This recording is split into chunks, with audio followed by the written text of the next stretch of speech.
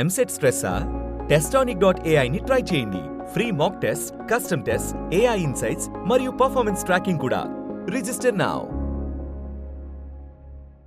నిజంగా మీ అందరి తరఫున గుండెల నిండా సంతోషంగా నేను ఈరోజు మాట్లాడుతూ ఉన్నాను.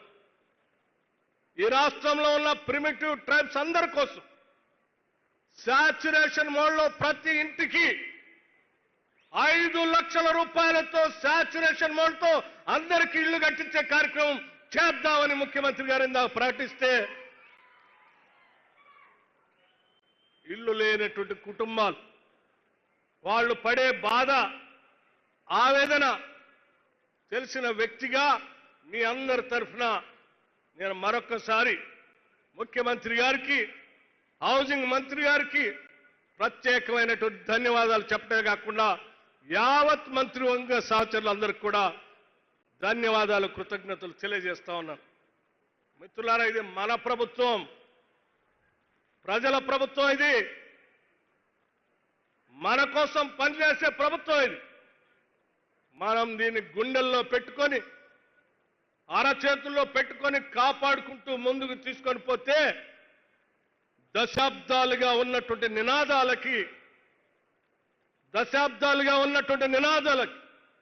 జల్ జంగిల్ జమీన్ అని కానీ, దున్నేవాడిదే భూమి అని కానీ, భూమి కోసం భుక్తి కోసం అనే పోరాటాలకు సంబంధించిన ఆ నినాదాలకి ఇదొక్కటే కాదు, ఇది నాంది మాత్రమే, ఇది ఆరంభం మాత్రమే.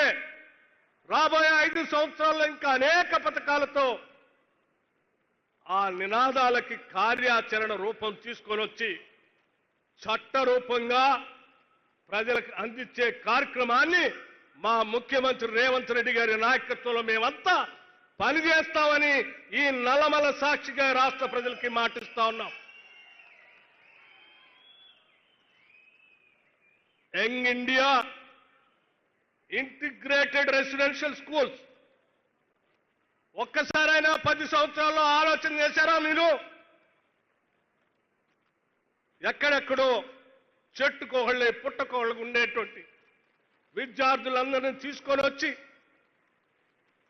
రాష్ట్ర వ్యాప్తంగా ఒకటేసారి 104 స్కూల్స్ ని శాంక్షన్ చేసి, ఈ స్కూల్స్ కి ఎట్టి పరిస్థితులన్నా మీరు నిధులు ఇవ్వాల్సిందే, కట్టించాల్సిందే, ఇది నా డ్రీమ్ ప్రాజెక్ట్ అని చెప్పి గర్వంగా ప్రకటించడమే కాదు, ఖర్చుతో కూడినటువంటి ఈ కార్యక్రమాన్ని ఎంత ఖర్చైనా ఒక్కొక్క స్కూల్కి 200 కోట్ల రూపాయలతో ఈ సంవత్సరమే దాదాపు 1106 కోట్ల రూపాయలు, 11,600 కోట్ల రూపాయలతో శాంక్షన్ చేసినటువంటి ధైర్యం ఈ రాష్ట్ర ప్రభుత్వానికి ఉంది. ఆ స్కూల్లో ఎస్సీలు చదువుతారు, ఎస్టీలు చదువుతారు, మైనారిటీలు చదువుతారు, ఓసీలు చదువుతారు, బీసీలు చదువుతారు. అందరినీ ఒక దగ్గర తీసుకొని ఒక ఉమ్మడి కుటుంబం లాగా ఒక అద్భుతమైనటువంటి సమాజ నిర్మాణాన్ని, ఒక ప్రగతిశీల భావాలతో ఈ దేశానికి అద్భుతమైనటువంటి సమాజాన్ని నిర్మించి అందించేటువంటి ఒక గొప్ప కార్యక్రమాన్ని ఈ రాష్ట్రంలోనే యంగ్ ఇండియా రెసిడెన్షియల్ స్కూల్స్ ని, ఇంటిగ్రేటెడ్ రెసిడెన్షియల్ స్కూల్స్ ని కూడా ప్రారంభించాం.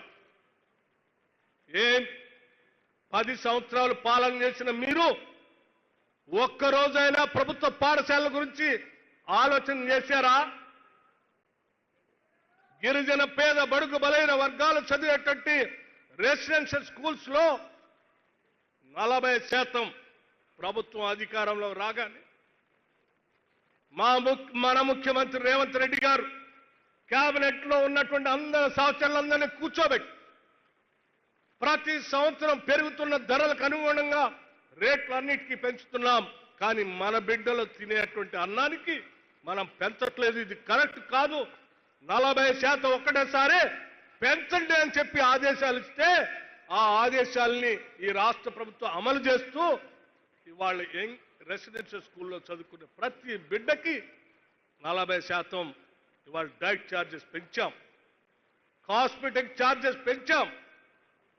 మిగతా చాలా విషయాలు ఉన్నాయి, వాటన్నిటికీ నేను పోవట్లేదు.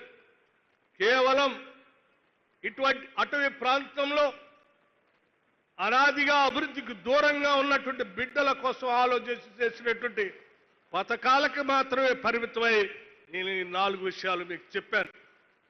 ఎందుకు చెప్పానంటే భవిష్యత్తులో మన జీవితాల్లో వెలుగు నిండాలి అనంటే ఈ ప్రభుత్వం 10 కాలాల పాటు కాదు, ఇంకొక 20 సంవత్సరాలు ఈ రాష్ట్రాన్ని ఇందిరమ్మ ప్రభుత్వం ప్రజా ప్రభుత్వమే పాలించాలి. దశాబ్దాలుగా